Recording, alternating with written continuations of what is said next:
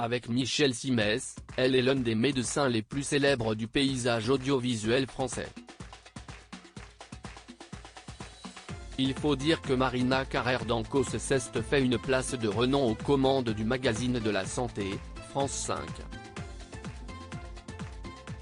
Mais avant d'être animatrice, la charmante blonde de 60 ans est médecin échographiste. Si elle met ses connaissances à disposition à la télévision régulièrement, elle a elle aussi eu besoin de consulter. En ce mois d'octobre 2022, Marina Carrère d'Ancos a accordé un entretien à Jordan Deluxe, pour la chaîne C8.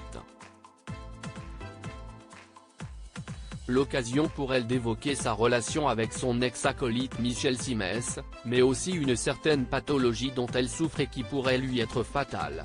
« J'ai un asthme très sévère que je soigne avec une vigilance totale », lance-t-elle alors. « Je suis une patiente parfaite, au dire des pneumologues. Je n'ai jamais oublié un jour de traitement.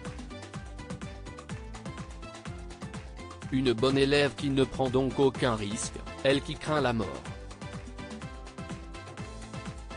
Mais tout n'est pas si simple. »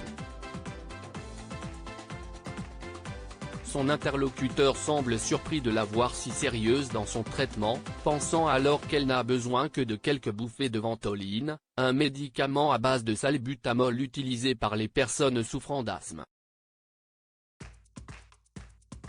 La réalité est en fait bien différente. Ah non, si est beaucoup de comprimés tous les jours, insiste Marina Carrère d'Ancos, qui a été dans le coma par le passé après un terrible accident. Et d'ajouter, le traitement est indispensable parce que si est quand même une maladie potentiellement mortelle. Dans son cas, celui d'un asthme sévère, il faut des traitements de fond toute la vie, matin et soir. Aujourd'hui, l'animatrice fait très attention à sa santé. Et si est notamment grâce à son assiduité dans les soins de sa maladie qu'elle peut dire que ça va. Toutefois, par moments, au contact de certains animaux très appréciés des Français, Marina Carrère d'Ancos peut rechuter.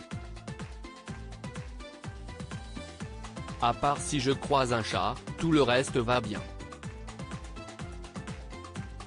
Les chats, ce n'est pas possible, ils me provoquent des crises d'asthme, indique-t-elle. Pas de félin à la maison, et le tour est réglé.